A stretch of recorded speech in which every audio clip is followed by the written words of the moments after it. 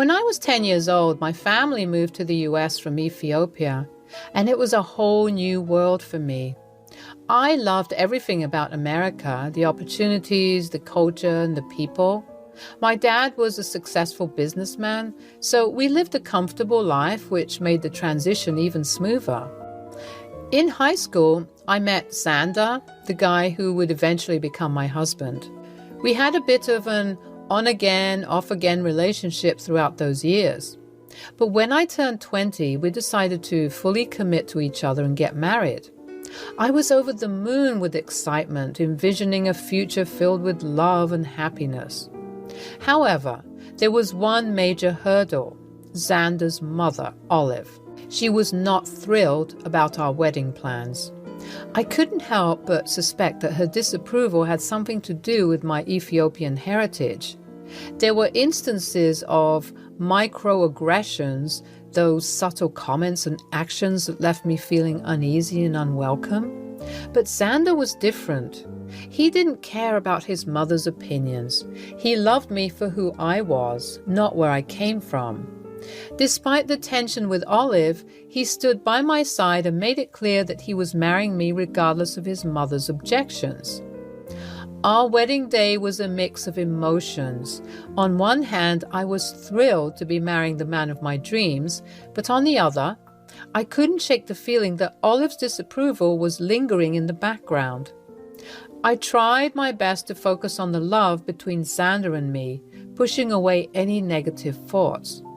In the days that followed, Olive's disapproval became more apparent.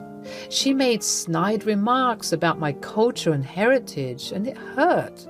I wanted to have a good relationship with my mother-in-law, but it seemed like an impossible task. Xander tried to mediate, but it wasn't easy. He loved his mother, but he also loved me, and he didn't want to be caught in the middle. He assured me that he would talk to his mom, but things remained tense. As the months passed, Olive's microaggressions continued. She would make backhanded compliments, ask invasive questions about my background, and overall make me feel like an outsider in my own family. It took a toll on my mental and emotional well-being. Despite the challenges, Xander and I tried to build a life together. We got a place of our own and focused on our careers and plans. But Olive's disapproval and microaggression still lingered, casting a shadow over our happiness. So one day, Olive's comments reached a boiling point, and I couldn't take it anymore. I had always tried to maintain my composure and be kind, but her hurtful words had finally pushed me over the edge. I shouted at her, something I had never done before. I let her know that I was tired of her microaggressions and how unwelcome she made me feel. It was a moment of release, and I didn't hold back. "You know, Olive, I've had enough of your constant comments. It's getting really old." "Oh, I'm just stating my opinion. No need to get so defensive." "Opinion? It feels more like you're constantly picking on me because of where I come from. I deserve respect just like anyone else." "I don't mean to offend you, but you're so sensitive about everything." "It's not about sensitivity, it's about respect. I'm your daughter-in-law, and I deserve to be treated with kindness and understanding." "Well, maybe if you tried to fit in a little more, I wouldn't have to say anything." "Fit in? I've been living here for years. This is my home too, and I don't have to change who I am to please you. You know, I didn't ask for you to marry my son. I didn't want you to marry my son. I had different plans for him." "And that's not fair. We love each other, and that should be all that matters to you. Maybe if you were from a more traditional background, I'd be more accepting." "You know what? I don't need your acceptance. I'm proud of my heritage, and I won't let you make me feel bad about it. Your ignorance is not my problem." "Well, maybe if you had married someone from your own culture, things would be easier." "That is not the point. We're married, and you need to accept that. Your constant disapproval is hurting us, and I won't let you ruin our happiness." "I never thought you'd speak to me like this. Why are you being so aggressive?"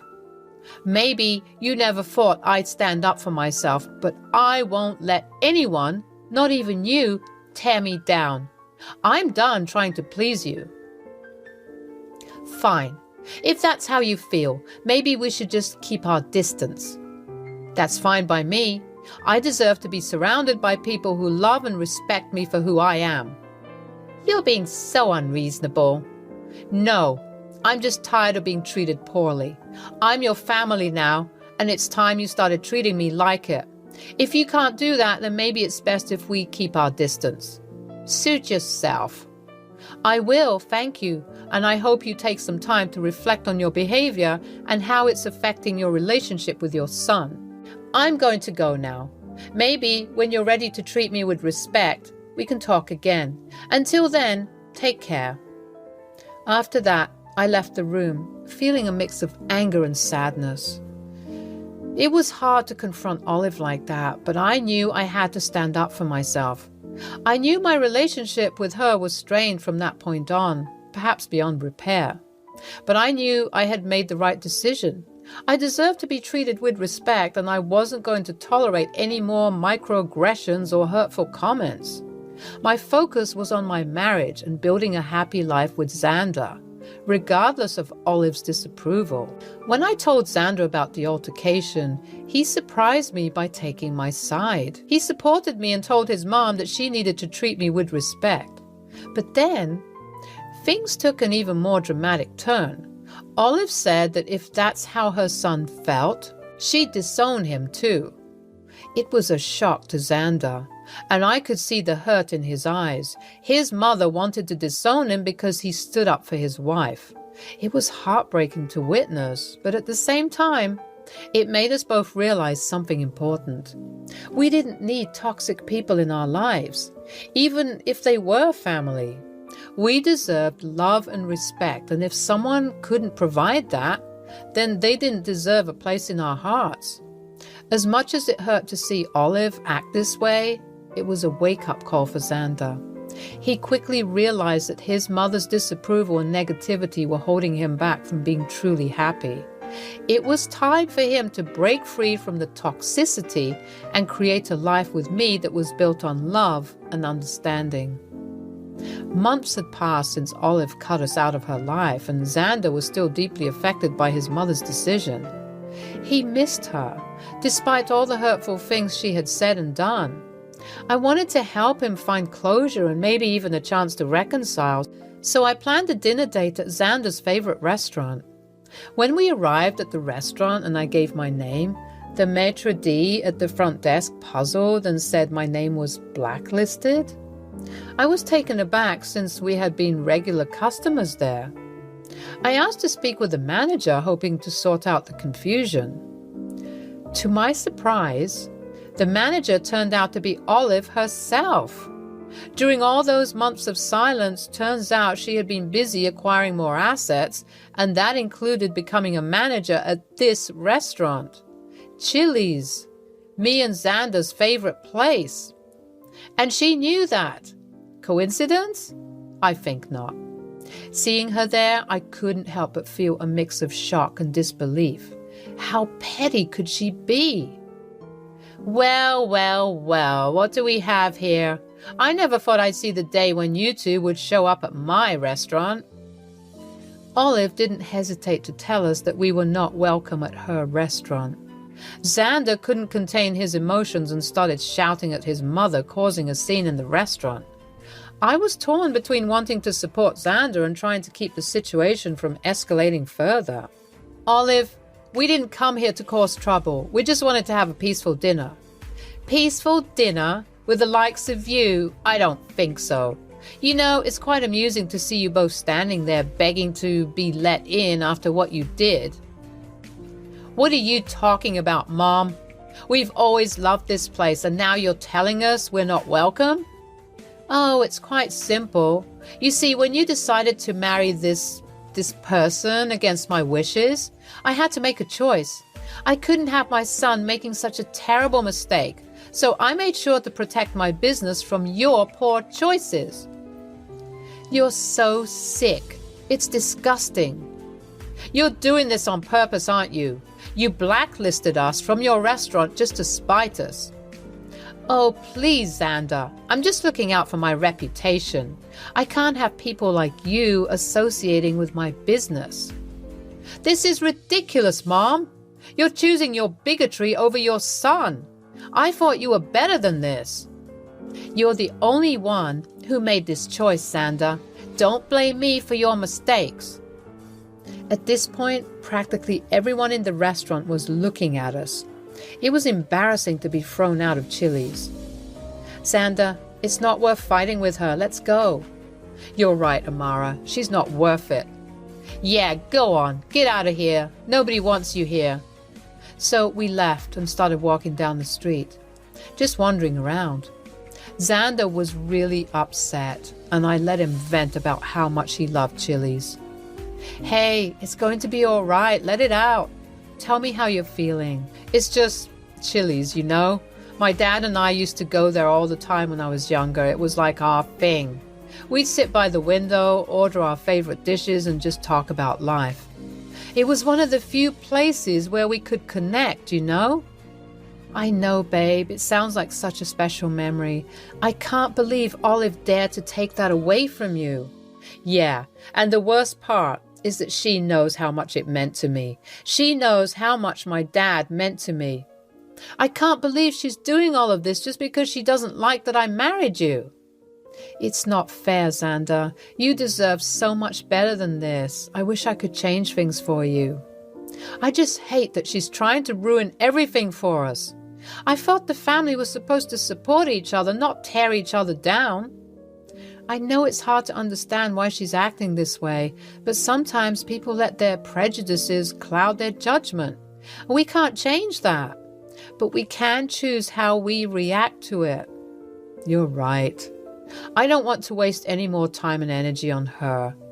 We have each other, and that's what matters. That's the spirit. We'll get through this together, and hey, I have a surprise that might cheer you up a bit.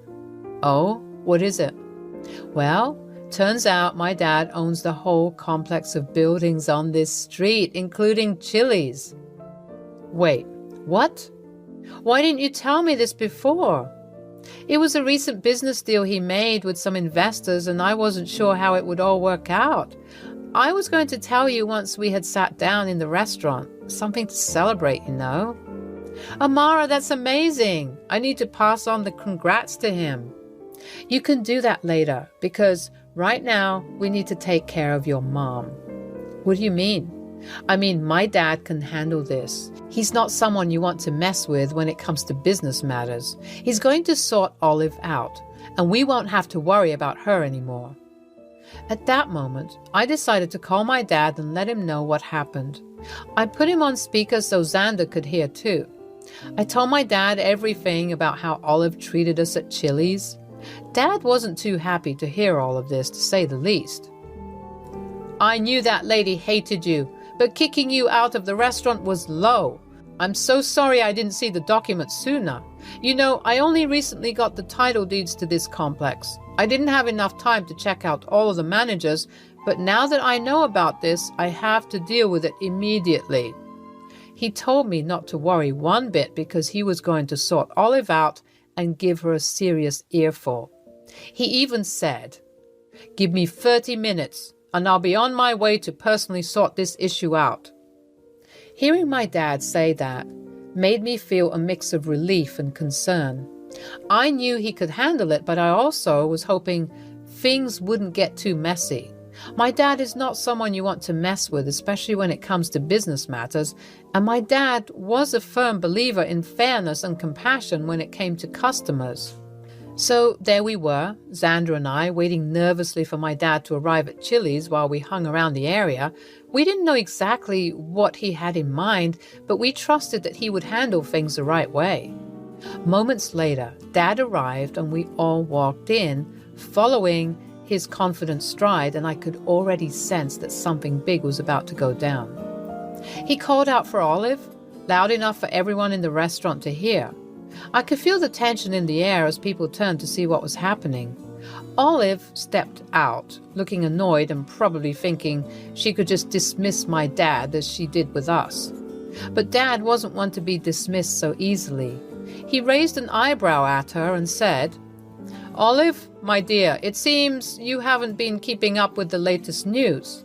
Did they forget to tell you about the new owner of the 3rd Blue Street complex?"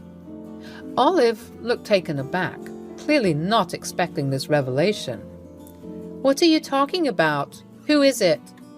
Dad smiled and revealed. "Well, that would be me. I am the new owner, and I must say, I've been here for less than a week and already I'm hearing awful complaints about your management." Olive's face turned pale as she realized her mistake. I didn't know."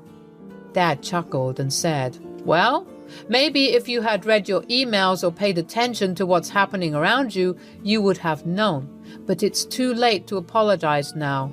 I was so glad to see Olive get a taste of her own medicine.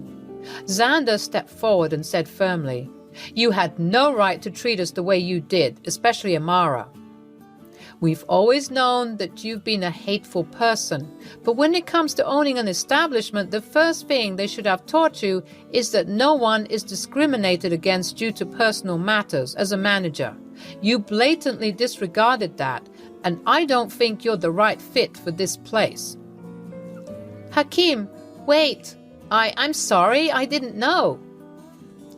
"Even if you didn't know that he owned the place, you should have put your bigotry aside and served as rightful customers."